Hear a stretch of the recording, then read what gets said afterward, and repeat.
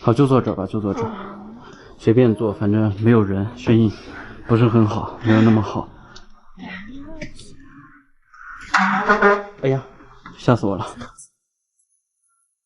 这个奶茶不是那种平常那种颗粒的，没有颗粒，这个呢是那种对的那种，因为它这个店里面没有那种奶茶店专门做奶茶的那种色彩。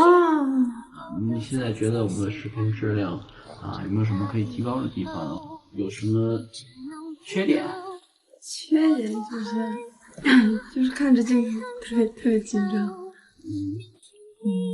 这个可以改，而且这个我们现在我也感觉好一点吧。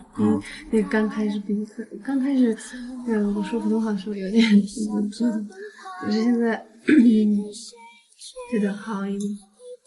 我一看镜头就特别紧张。为什么？说不出话。为什么？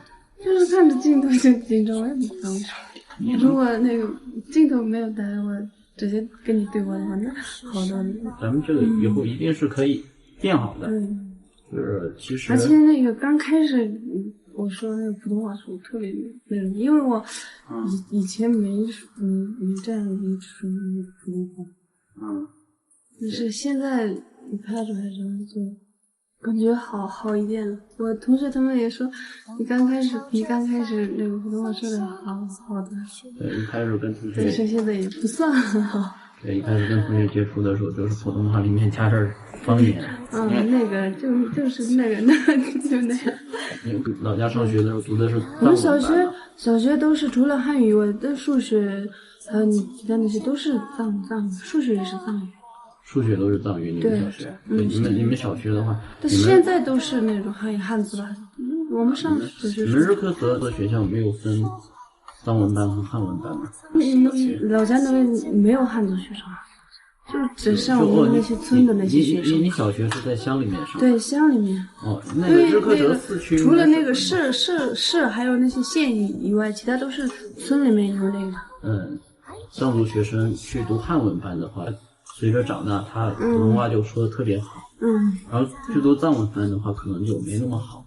我在林芝上从小学的话，就是一个年级有7个班，有5个班都是汉文班，而且还有很多藏族也去上了汉文班。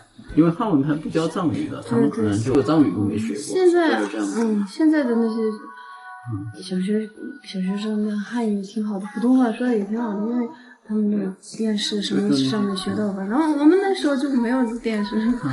没有电视看，然后就很难学到普通话。对，但是而且那个小学整6年就没有接触过那个汉族，老师都是那个藏族，老师全是藏族。除了汉语文那个书以外，其他都是数学也是藏。其他都是藏。然后我那个刚到初一的时候，就数学那个课本就是里面都是汉字嘛，我觉得特别难。我看不懂。对，看不懂。因为那个6年就没有人。林芝这边的那些藏族学生呀，那个藏语特别差。